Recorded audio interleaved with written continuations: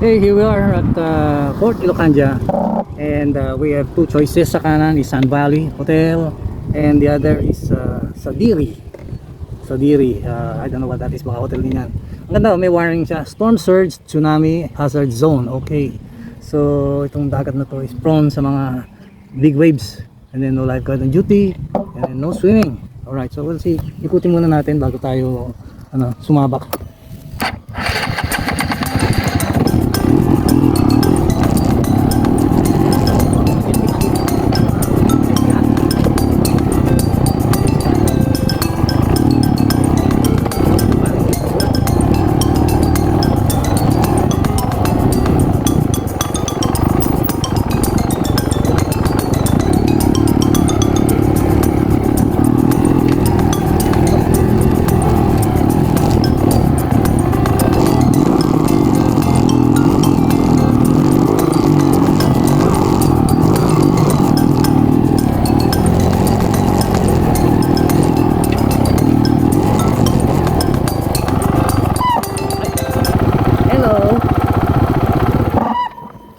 May cottage ba kayo?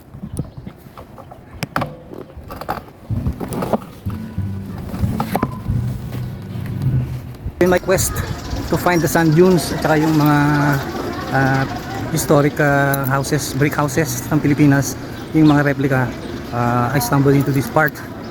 So medyo nadidelay yung objective ko, but then again, this is worth it. Something historic para mabisita natin. Daan Malacanang of the North. So tingnan natin kung ano itsura niya. Alright, so tignan mo natin sa kabila. Actually, it says the same, no? Tignan mo yung yan, kawawa naman. Totoo kaya yan? Na, hindi, totoo nga yan. Meron nabiyak na. Oh, ayun o, nabiyak na siya. I mean, pati sandalan naka-curve, so malamang ganyan talaga ang korte. Pero hirap umupo dyan, ha? Siguro yan, kailangan nakahiga ka. Alright, so again, Balay Amianan, Ilocos Norte, 1977. Okay, so this is a park. Okay, this way to the Chinese garden. Alright, so magano muna tayo. Keep moving.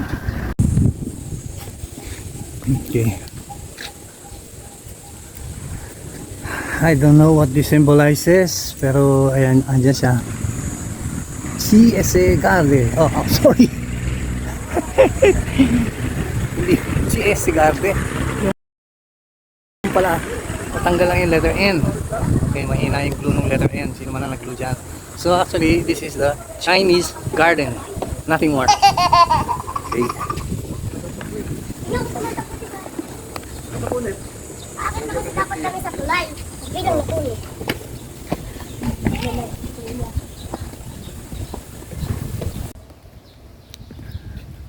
So bigyan natin ng hustisya itong Chinese garden. Okay, at least may effort sila to make this one.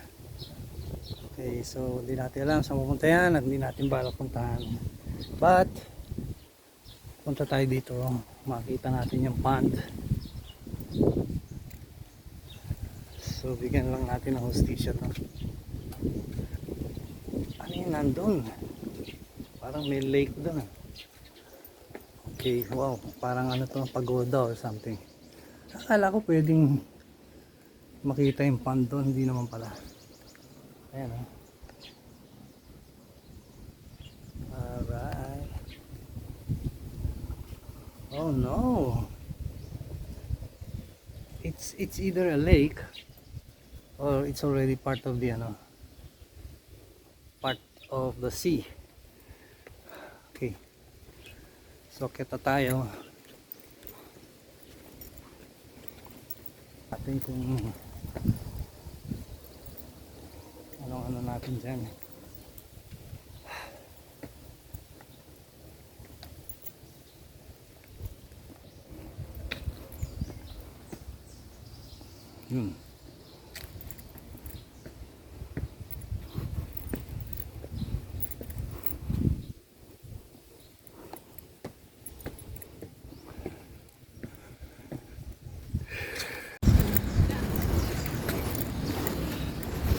So ito na yata yung pinaka Malacanang of the North.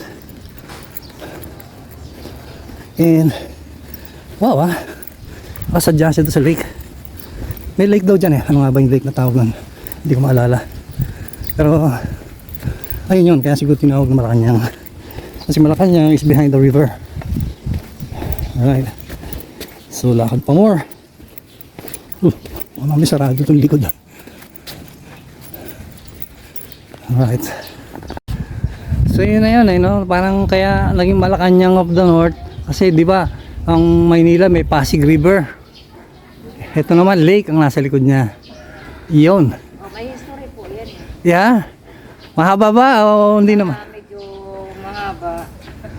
Pwede nyo ba Pwedeng i-short. Pwede nyo bang i-shortcut sa akin yung mga ano lang? Mga 3 letra. Kwento ng matatanda. Yan. Isang buong barangay pala yan.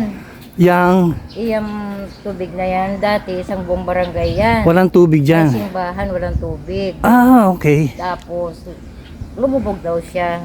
Pero yung ulo ng simbahan na may cross, nandiyan pa yun sa tubig. Ah, ganun. Nakikita dito? Hindi. Nakailalim pa rin, nakailalim. Kaya lang, ang medyo may masama, parang taon-taon yata parang kumukuha sila ng Ay, ganun. may namamatay ba yun. Hindi Oh, naman lagi. Pero ang maging ano na. mga malalapit dito kasi bali paway na yan dyan kasi. Oo, paway na. Paway. Okay. Yung mga nakatira dyan, parang taon-taon daw na may Ano, mga turista o mga taga dyan? informe kasi minsan may nangunguha ng isda dyan eh. Oh, Mayaman sa isda, yung mga tabang, isda tabang. ah. Oo, marami. Ah, baka naman yung mga nangunguha, isda ang kinukuha, hindi tao. Yun na nga. Ah. Yun lang naman eh kay Kwento. Kwento, yan. Kwento ng Medyo totoo naman. mga dapat pangilagan. So, walang lumalangoy dyan. Ingat, wala. Kahit yung mga nasa kabila. Kasi mayroong biglang parang nagiging masama yung itsura ng tubig. Yung gano'n. Ay, ganun. Ano ba yan? Ano ba pinagsimulan ng lake na yan? Parang ano siya eh. Eh, di ka mo, barangay yan dati. Oo. Paano nagkaroon ng tubig yan? Lumubog. Lumubog daw. Umulan o nagkaroon ng bulwak ng tubig? Parang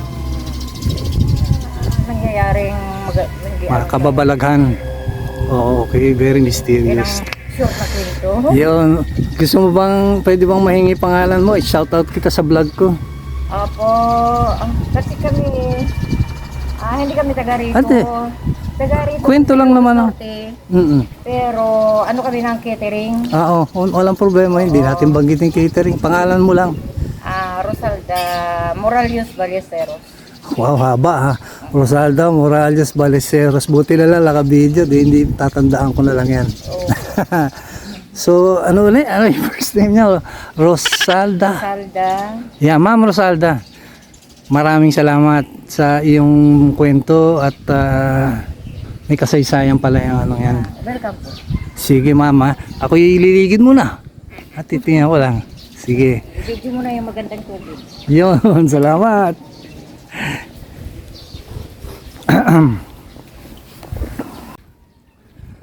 Apparently, meron silang occasion ngayon.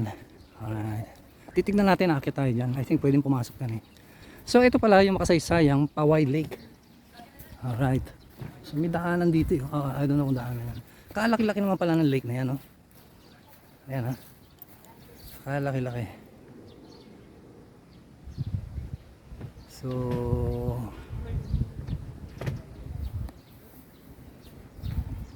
parang ano, no? Kumbaga yung Sampaloc Lake, yung kasaysayan.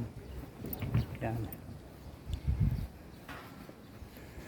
Okay, parang Malacanang nga naman. Oh. Pero ano lang yata to, replica. Hindi ito talaga ang kanya na, likas na ganyan. So hindi natin alam. Mamaya, mapatagtanong-tanong natin. Meron palang wedding reception na magaganap. Kasi parang venue site na itong Malacanang of the North. And it's really something for, you know, pagka ikinasal ka, it should be very memorable na dito mo i-hold yung reception. Yan, wow. So, tinagtanong ako sa kung sino-sino. So, again, Malacanang of the North. Wow. Ang gaganda ng mga sopa.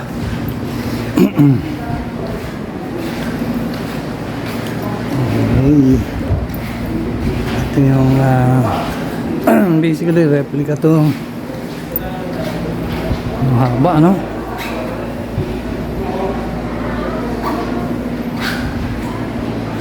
Mhm.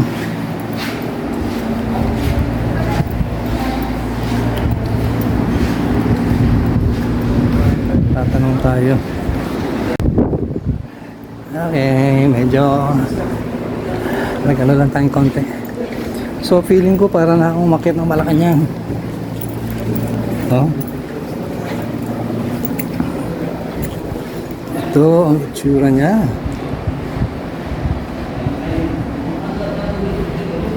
And then walk some more.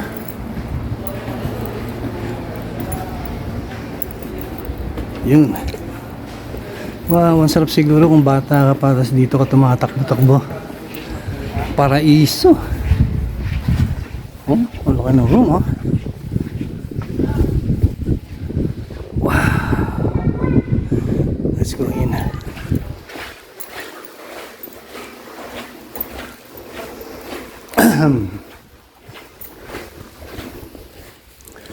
So may mga souvenirs dito. Wow.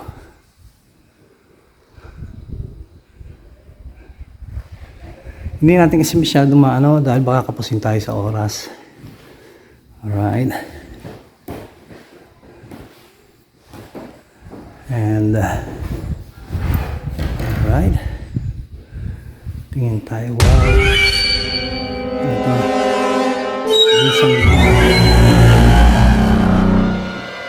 Scary.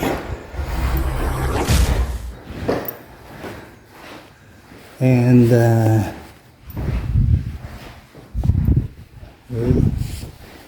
walk some more.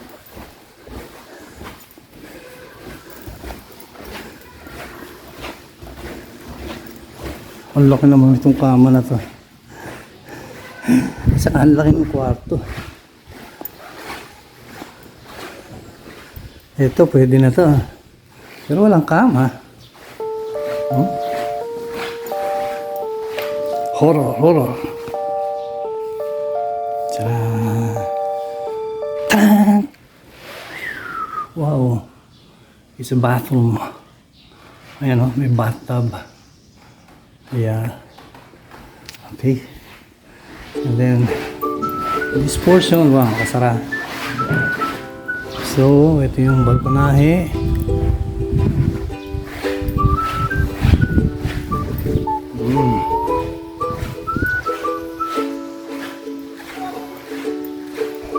At tanaw ang yan, tanaw ang Poway Lake.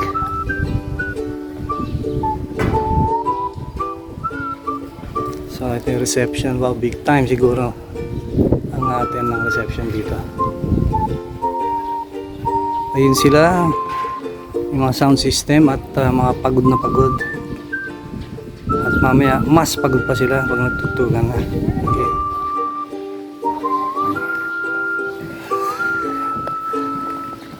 Tignan ko lang yung sarili. Siguro ako sarili. Sure. Okay. Ayan, so that's the Poway Lake. Alright. Okay. Ilang gulong kaya ang magagawa mo dyan bago ang mahulog? Yung mga tanong. Yan, eto the vantage point. This is the vantage point. The staircase that we came up from. Yan. Ganda na lugar na to. Ano, kawawa siguro yung nagbubunot dito kung nag-iisa lang siya. Maalala ko nung bata pa ako nagbubunot ng bahay namin eh. Local na bunot ha. Yung talagang galing sa nyug. Yan. Another view from a room, from a different room. Yan. Pero medyo close up. So ang laki ng Poway Lake ha. Tapos ang sabi nila very mysterious daw. Meron daw namamatay palagi taon-taon. Oh, okay. Yan. Sa dami ng tao nakatira ngayon dito sa mundo, talagang hindi imposibleng may mamamatay. Meron at meron yan. Okay.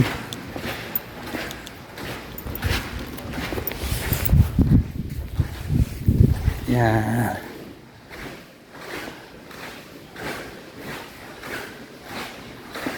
Poway Lake again from the left side of the house. Kalaki talaga na ilog na yun. No? Hard to imagine. Yan. So, move on. Yan, dyan ako dumaan eh. Oh. Eh, bukas eh. Hindi naman sila mahigpit. Hindi naman ako re-resibuhan. So, nakiusap na lang ako. Nakakuha naman sa pakiusap. So, ito is a if I'm not mistaken, pastel painting. What? Ng church. Poway Church. Alright. Wala nakalagay. No. It's not pastel. It's oil. Yun. It's oil. Brush or palette ginagamit. Yan. Again, let's view it from here.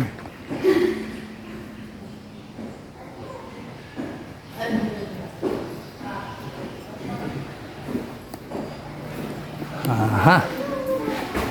And then there's another big room. Wow, look at that. Wala, bumaluktot na. Siguro yung mga turista tinesting tong kama.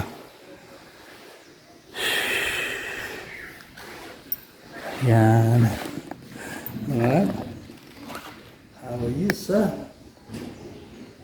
How are you, sir?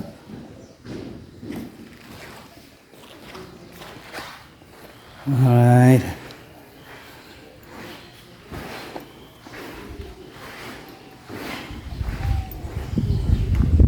Ito na, sa entrance. And this one is look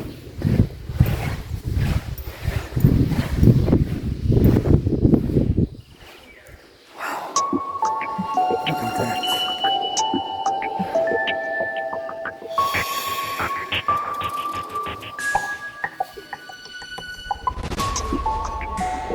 Ah,